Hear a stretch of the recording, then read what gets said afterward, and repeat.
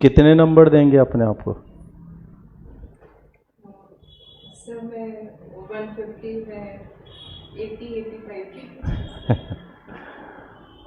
चलिए ठीक है। देखो हमारा जो यहाँ पर फीडबैक रहता है उसका ऑब्जेक्टिव ये होता है कि हम वीकनेस पे ज़्यादा काम करेंगे। जो स्ट्रेंथ है हमारी वो तो है ही, घटनी चाहिए हमारी वीकनेस। तो इसलिए उन चीज़ों को नेगेटिव हम जब सारे लोग कहते हैं तो ज़्यादातर हमारा फोकस उस तरफ रहता है कि जो कमियां हैं, ताकि जो भी हमारे पास टाइम बचा हुआ है हम उसके अंदर उन चीज़ों को बेहतर कर लें। ऑब्जेक्टिव बेहतर स्कोर लाना है। आउट ऑफ 150 हम टारगेट करेंगे कि हम 110, 112, 15 के आसपास जाएं, हो सकता है 20 तक भी जा सकते हैं, but that should be in our target. आपका जो एक एनालिसिस है यहाँ पे, जो टाइप्स ऑफ क्वेश्चंस हम लोग पूछते हैं उसमें फैक्चुअल तो खैर है ही। उसमें फैक्चुअल इस पार्ट में होता है कि हमें अपडेट्स कितनी है रिसेंट वाली। सिचुएशनल क्वेश्चंस, सिचुएशन को कैसे टैकल करते हैं आप, करंट अफेयर्स कैसा है, स्टेट की प्रॉब्लम से आप कितना अवेयर हैं और उसके रियलिस्टिक सॉल्यूशंस क्या हैं तुम्हारे पास, जो एक एडमिनिस्ट्रेटर के लिए रिक्वायर्ड होता है, ताकि आपको उत्तराखंड के पर्सपेक्टिव में बेहतर एडमिनिस्ट्रेटर माना जाए। तो उस पार्ट में जो है आपको जो करना है, जो क्वेश्चंस थे हमारे, पहला कि आप कह रहे थे कि एडमिनिस्ट्रेटिव लीडरशिप के बेसिस पे मैं एक अपना फ्यूचर एडमिनिस्ट्रेशन के अंदर देखना चाह रही हूँ, और उसमें आपने मुझे एग्जांपल्स जो दिए थे वो स्कूलिंग वाले दिए थे। तो और 2 एग्जांपल मैंने दोबारा इसीलिए क्वेश्चन पूछा था। मैं एक्सपेक्ट कर रहा था कि जब आप मेच्योर हैं, पूरा मेच्योरिटी आपके पास आ गई है, then you have taken a decision because of you really think that I possess this quality. तो I am expecting that one more example from that area, recent phases, जहाँ आप ज़्यादा मेच्योर हैं, परिपक्व हैं, दुनिया को समझते हैं, वहाँ से आई am expecting one more examples. आपने दोनों बार स्कूल में जाकर उदाहरण दिया और वो रियलिस्टिक नहीं लग रहा था, क्योंकि तब हम इतना पता ही नहीं होता कि मुझे करना क्या है आगे। कुछ हमारे डिज़ायर हो सकते हैं बट बहुत क्लियर नहीं होते हम। बट एक चीज़ आप वहाँ से लेते, एक इधर से उठाते कोई, तो उसका एक ज़्यादा बेहतर इम्पैक्ट दिखता हमें। तो आप वो सोच सकते हैं कि मेरे पास और क्या है बाद का, जो 5-6 साल और मैंने लगाए हैं स्कूलिंग के बाद वहाँ से। ठीक है। दूसरी बात है कि जॉब, ये क्वेश्चन था कि हमारी सरकार भी कह रही है, सब कह रहे हैं कि जॉब क्रिएटर की तरफ जाइए, इसलिए हमारी new education policy 2020 job creator पे ज़्यादा फोकस कर रही है rather than to job seeker. अब वो टाइम नहीं, इतनी बड़ी पॉपुलेशन को जॉब कहाँ से देंगे, क्रिएटर तो होना चाहिए। यूरोप में, अमेरिका में, वहाँ जॉब मांगने से ज़्यादा लोग जॉब क्रिएट कर रहे हैं, एंड दैट्स वाई वो इतना बेहतर कर रहे हैं। तो अब उस पर्सपेक्टिव में आपको चीज़ें समझानी थी मुझे कि डेफिनेटली वो भी हमारा एक टारगेट्स है, या तुम्हारा स्पेसिफिक क्या है उसके अंदर। तो जब आप अपना रोल दिखा रहे थे कि मेरे को जो एक एडमिनिस्ट्रेटर का जो चार्म है, जो मैं अपना रोल देखना चाहूँगी उस एरिया में है, और दूसरी तरफ यहाँ से क्वेश्चन आ गया था कि जॉब क्रिएटर के बारे में क्या सोचते हैं, तो बहुत सारे लोग हैं जो इस तरफ भी सोच रहे होंगे, और इसीलिए सरकार ने क्या शुरू कर रखा है, स्टार्टअप। तो आप उसको रिलेट करके बोल सकते थे कि जो इस तरफ सोच रहे हैं उनके लिए सरकार ने स्टार्टअप शुरू कर रखा है, मेक इन इंडिया प्रोग्राम शुरू कर रखा है। उत्तराखंड में इस तरह के बहुत सारे प्रोग्राम्स चल रहे हैं जिसमें जो है सरकार सपोर्ट कर रही है। बट ओवरऑल मेरा जो कंसर्न है, या मेरी जो एक डिज़ायर है, एम है, मैं उस तरफ हूँ, तो आप बैलेंस में आ जाते हैं। हाँ, आप अपना वो जस्टिफाई कीजिए ना कि वो चीज़ है। क्वेश्चन इसीलिए तो पुटअप किया जा रहा है कि आप रिलेट कैसे कर रहे हैं दोनों पार्ट्स को। वही तो स्किल है आपके अंदर, वही तो टैलेंट होता है बच्चे का, कि वो अपना जो खुद का एम है उसे जस्टिफाई कर रहा है, साथ में बाकी चीज़ों को भी जानता है, वो क्लेरिफाई करता है। तो वो आपको देना था मुझे। सुंदर पिचाई का यहाँ से डेफिनेटली कुछ ना कुछ क्वेश्चन जो है उठेगा, जो इंडिया एआई इम्पैक्ट समिट 2026, इस पर काफ़ी सारे क्वेश्चन थे, आज हम पॉसिबली उन्हें पूछ नहीं पाए हैं, बट यहाँ से क्वेश्चन होगा। तो वो जो सुंदर पिचाई का जो रोल, जब हम वही जॉब क्रिएटर की बात पे आ रहे थे, तो डेफिनेटली शुरुआत में उन्होंने क्या किया था, जॉब की थी।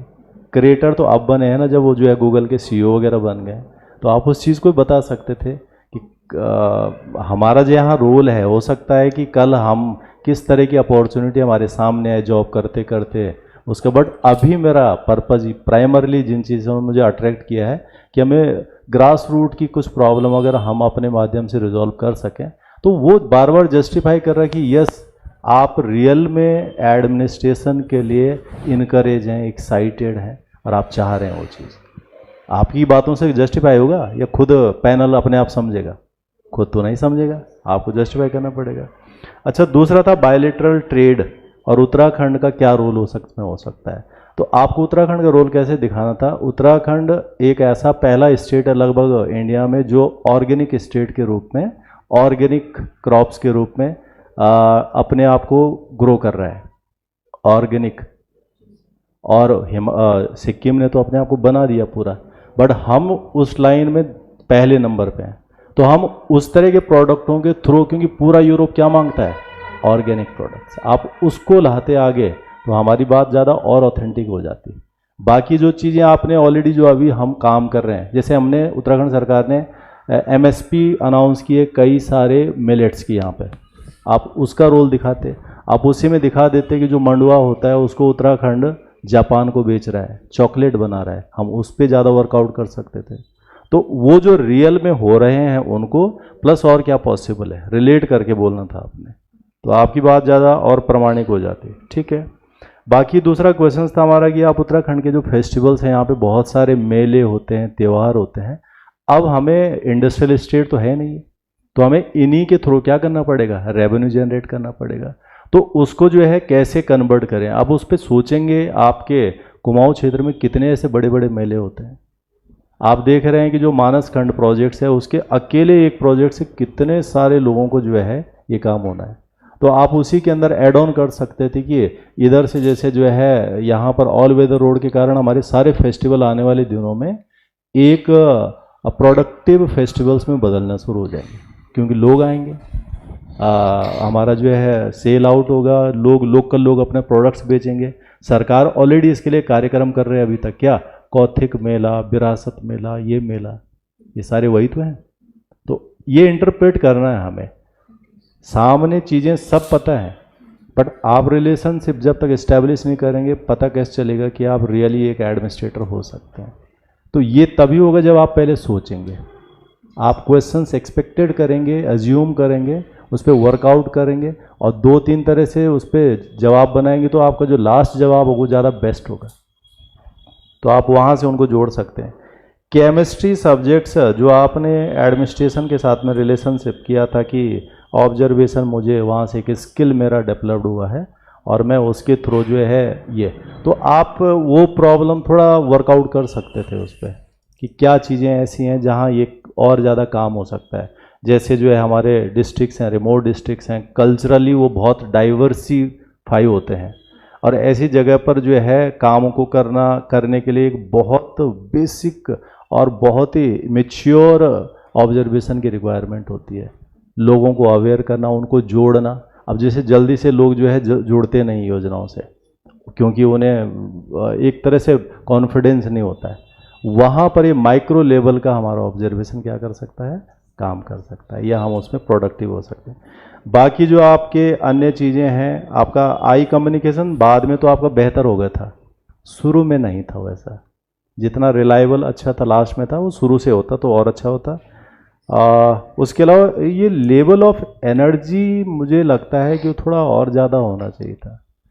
लेवल ऑफ एनर्जी कैसे होता है? जब हम बोल रहे हैं तो जहाँ पर हमें लग रहा है कि हम हंस रहे हैं, हल्का सा हंस रहे हैं, हमारी बॉडी में मूवमेंट्स दिख रहा है, हम स्टेच्यू तरह के नहीं है, वहाँ से हमारा रिफ्लेक्शन ऑफ एनर्जी दिखता है कि हाँ, और वो हमारा कॉन्फिडेंस दिखाता है, तो वो आप देख सकते हैं। बाकी तो सर मैं थोड़ा अपना मतलब थोड़ा और फ्लेक्सिबल हो सकते हैं आप ओवरऑल में, तो वहाँ से एक एनर्जी भी दिखती है, कॉन्फिडेंस भी दिखता है, रिलायबल भी लगता है। सर मैं नोइंगली मैं ऐसे करके एकदम तो बस रेगुलर ऐसी ज़रूरत नहीं है, उसे ऐसा लगता है कि या तो कैंडिडेट डरा हुआ है या तो इसके पास कॉन्फिडेंस नहीं है, और अगर वो चीज़ें हम कर रहे हैं हल्का फुल्का, ऐसा नहीं कि हम अगर आप हाथ बहुत हिला रहे तो हम कहते हैं इतना हाथ क्यों हिल रहा था आपका, बट वो जो एक एक्सपेक्टेड होता है। ठीक है, बेस्ट ऑफ लक सर जी। मैं भी इन्हीं के पॉइंट से बात करूंगा कि आपके मैंने जो क्वेश्चंस पूछे आपके answer were kind of okay, I don't have a problem with that, but आपका बहुत पोटेंशियल है अपनी बॉडी लैंग्वेज को इम्प्रूव करने का, जो इन्होंने जस्ट मेंशन किया। अभी क्या हो रहा है कि it is looking like a Q&A session. You understand? We are asking, you are replying. But आप एक जिस तरह होता है ना एक यंग पर्सन की कॉन्फिडेंस और एनर्जी, वो आपको दिखानी है। और वो कैसे दिखाएंगे आप दिखाएंगे कि भाई आप you are not tensed, you are not discomfortable in your position. So इसलिए क्या है कि आपको थोड़ा सा लूजन अप होना पड़ेगा, और आप अगर चाहें तो थोड़ा बहुत अपना हैंड मूवमेंट्स कर सकते हैं। In fact, as you said, you were just holding it like this, which most people do. So you have a scope to move around, and talk the way you normally do, so you don't have to just उससे क्या हो जाता है कि आपका जो सारा attention है वो आपके फेस के ऊपर है। हाँ, जिससे आप बात कर रहे हैं वो सिर्फ आपका फेस देख रहा है, पर you have the rest of the whole body to give message about your positivity, about your confidence. So that is one thing you can work on when you look back at the video. That is one good way of how you are answering your questions. बाकी आपके जो question answers हैं उसमें कोई ऐसा कोई there is not a big problem, but I would only say that just put more energy into it, relax, and talk nicely, and keep your eye movements, keep looking at all the members in between for half a second. You don't have to stare at them, but when you are answering, let's say, my questions, you have to address me, but then you also have to look at others because they are listening to you. So be aware that you are creating an impression not only on one person but on the entire board, right? Yeah, so it is not that, it is not a one-to-one. So when you are answering him, the others are observing you, and some of them sitting there are also psychologists, right? So just put in more energy. I think you are good, and I am sure you will get through. मैंने जो आपसे question पूछे हैं वो लगभग आपके current affair और जियो politics और उत्तराखंड को लेकर बेसिकली मैंने क्वेश्चन पूछे। ठीक है, मुझे आपके कुछ क्वेश्चंस हैं जहाँ पे थोड़ा सा आप डाउट में रह रहे हैं, जैसे यूनिवर्सिटी ऑफ दिल्ली को लेकर है ना, कब इस्टेब्लिश हुआ 1922 में, ठीक है। हाँ, तो श्योर रहिए उससे। इसके अलावा जैसे आपका जो गिरदा का मैंने क्वेश्चन पूछा था, जिससे मतलब क्या और उनका कंट्रीब्यूशन है ना, वो सिंगर तो है ही, साथ ही वो पोइट भी है ना। तो देखिए उनको थोड़ा, क्योंकि आप वहीं से आते हैं, तो ये क्वेश्चन मैंने पूछा। नेकलेस ऑफ डायमंड स्ट्रेटजी है, और इसी तरीके से ये जो चाइना का है ना, इससे रिलेटेड क्वेश्चन पूछ सकते हैं। उत्तराखंड और हिमाचल को लेकर थोड़ा सुनो, और क्योंकि देखिए उत्तराखंड अभी एक युवा स्टेट है ना, अभी भी तो बना 20-25 साल हुए, और उसके कंपैरिजन में हम हिमाचल को देखें तो काफ़ी पहले 85 में, ठीक है। तो वो भी एक डिफरेंस है कि वो इसलिए है ना। तो वो आप देखिए, हम आपको योजना जैसा आपने बताया इसको, लेकिन वो ठीक है, लेकिन इसका जो मेजर वो था कि ये विंटर टूरिज्म को प्रमोट करने के लिए मोदी जी ने ये स्लोगन दिया, क्योंकि क्योंकि उत्तराखंड क्या है बेसिकली यहाँ पे टूरिज्म क्या होता है आपका समर में होता है, तो वो विंटर टूरिज्म भी यहाँ पे डेवलप हो सके, तो उसको ये खास तौर से प्रमोट करने के लिए दिया है ना। थोड़ा सा इसमें अपडेट करिए। जीआई टैग को लेकर और क्वेश्चन मैंने बेसिक पूछे, बट ये पूछा जा सकता है आपके एरिया से कौन से जीआई टैग प्रोडक्ट हैं। बसंती बिष्ट जो है जागर गायिका है ना, पद्मश्री उन्हें अवार्ड मिला, ठीक।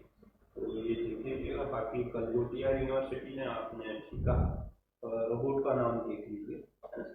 तो क्या है कई बार कुछ है, बाकी आपका ठीक है। ओवरऑल मुझे ठीक लगा आपका पॉजिटिव जो चीज़ें हैं, आप कूल काम दिख रहे हैं, पेशेंस दिख रहा है आपके अंदर, है ना। बाकी यही है, ऑल द बेस्ट आपको, ठीक।